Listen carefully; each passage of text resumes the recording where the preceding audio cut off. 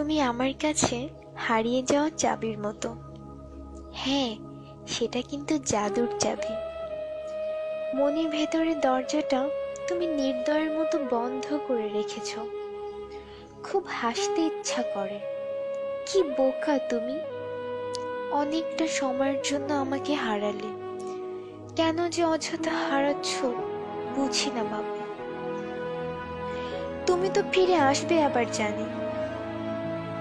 আচ্ছা, তুমি যখন খাবার খেতে বসো তখন হাতের ডান পাশের চেয়ারটার দিকে কি তাকাও না?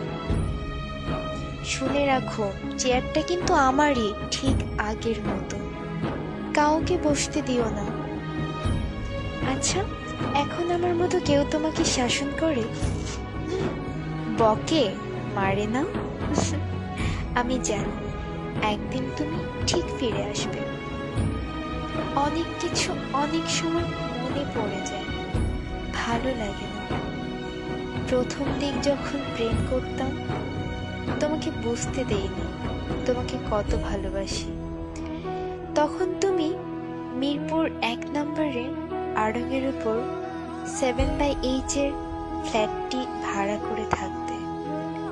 আমি যখন যেতাম তুমি তখন ওপর দিয়ে তাকিয়ে অস্থির হয়ে যেতে আমাকে দেখার জন্য।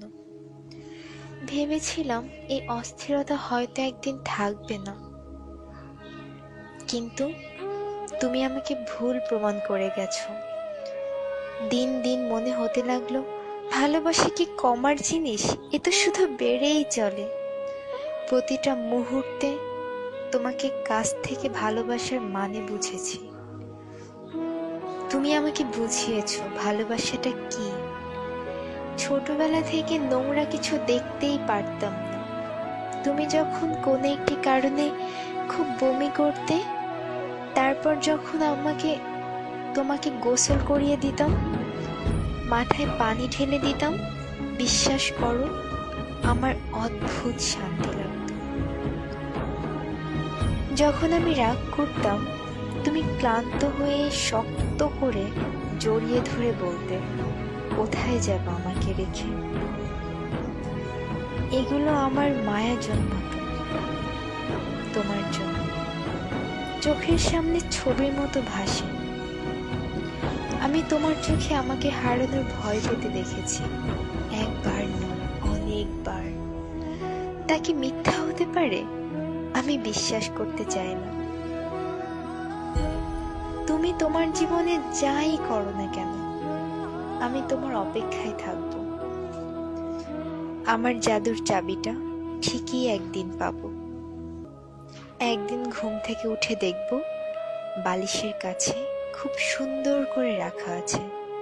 তখন বন্ধ মনের দরজা আবার খুলবো, আবার ভালোবাসাগুলোকে সাজাবো। সেটা শেষ জীবন হলেও দুঃখ নেই, সত্যিই কোনো দুঃখ নেই।